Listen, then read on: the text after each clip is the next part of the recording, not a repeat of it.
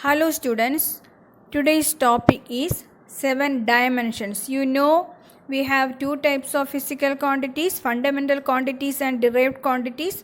We have 7 fundamental quantities. We can use that 7 fundamental quantities to derive derived quantities. You know we can express derived quantities in terms of combination of 7 fundamental quantities.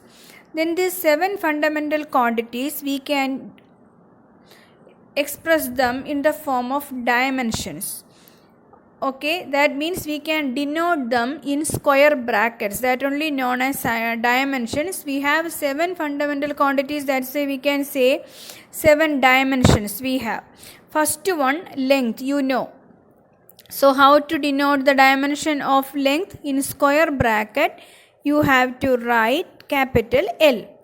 Okay, then for time, in square bracket capital T, then for mass in square bracket capital M, then for electric current don't write E or C like that, there its dimension is A. Okay, for electric current dimension is A. Then for temperature, not T, we already wrote T for time, that's why for temperature its dimension is K. K is the dimension of temperature. Then for luminous intensity, candela, that we can write in the CD, we can write in the square bracket. Then for amount of substance, there in square bracket we can write mole. This is the dimension for amount of substance. All these are the 7 dimensions of the world. How to define dimensions of a physical quantity? The dimensions of a physical quantity are the powers to which the fundamental quantities must be raised to represent that quantity completely. Let us see an example. Here we have the equation density. Density is equal to, mass by volume. I told you for mass. How can we write what is the dimension of mass? Mass, that is M. So here we can write density in square bracket. That means this is dimension for density. Then here mass by volume. Volume means what? Volume is equal to length into breadth into height. Length, its dimension we can take as L. Then for breadth, that also comes under length, so we can take that as L. Then for height also we can take L. Now here we can write this as L cube. Okay, this is L cube. Here you can see L raised to 3 there. That is in square bracket, you can see there. Then we can substitute that in this equation. Then we can write density. Density is equal to mass divided by L cube. You have to use that square bracket there. Then how can we write this in this bracket? We can write M, then L raised to minus 3. Children, in this time is not given there, but you can write that time also there. Then how to write T raised to 0, time raised to 0. This is the dimension for density. You can see another one example here. We know force is equal to mass into acceleration. You know that. Okay. Then acceleration, here we can write this force. Force is equal to dimension of M into, for acceleration its dimension is LT raised to minus 2. That's why we can write that for dimension as MLT raised to minus 2. Then for velocity, displacement divided by time.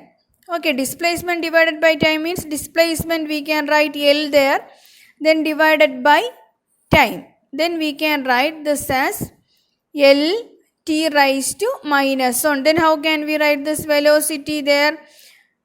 Velocity is equal to L T raised to minus 1, or this also okay, M raised to 0, L T raised to minus 1. If M is not there means if you want to write that there, put its power as 0 there. Okay, this is the dimensional formula for this velocity. Then here you can see, here I wrote for acceleration Lt raised to minus 2. You know acceleration is equal to change in velocity divided by time.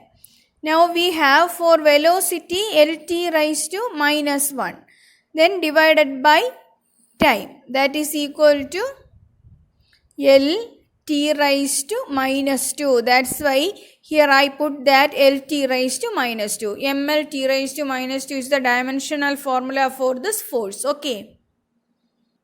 Here you can see for density m raised to 1, L raised to minus 3, t raised to 0.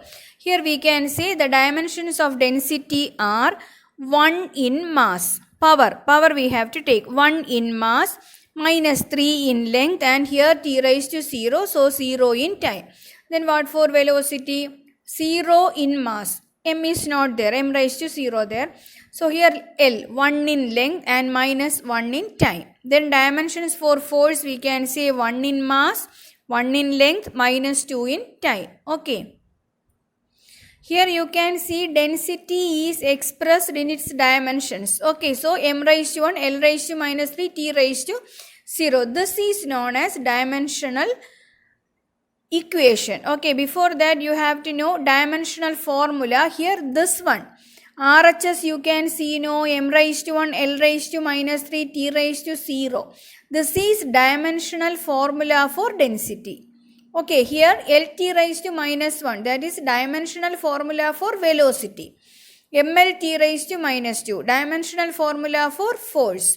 Here if you are putting that equation as that equation, equal sign here, that we can call as dimensional equation. So here, what is dimensional formula? The expression which shows how and which of the fundamental quantities represent the dimensions of a physical quantity, that is known as dimensional formula. Here you can see for density m raised to 1, L raised to minus 3, t raised to 0. From this we can say density depends on this mass and length. In this equation mass and length there, that is expressed in mass and length. So that we can say from the dimensional formula. If you are writing that as an equation, okay, here that equation is obtained by equating the physical quantity with its dimensional formula. You can see force, that is equal to ml t raised to minus 2. Here the physical quantity is force. Force is equal to dimensions of force, ml t raised to minus 2. This we can call as dimensional equation. Here dimensional variables, area, volume, force, all these things we can express in dimension. So the physical quantities which possess dimensions and have variable values are different, then we can call them as dimensional variables. Then dimensionless variables also there. Dimensionless variables means, for example, angle, it has a value there. For the different values we can consider, but for this angle, strain, for these two, no dimensions there. But these we can measure, these are physical quantities we can say, but which have no dimensions, they are called dimensionless variables. Then coming to the constants, gravitational constant. For this gravitational constant, unit there. That means we can write that in terms of dimensions also. So such type of constants we can call dimensional constants. But pi. For this pi, its value 3.14, that is a constant. For that, no dimension there. That's why these are known as dimensionless constants, pi and e. Okay. Dimensional analysis. The method of studying a physical phenomenon on the basis of dimensions is called dimensional analysis. Then we have to learn the applications of dimensional analysis. That next class we will discuss. Thank you.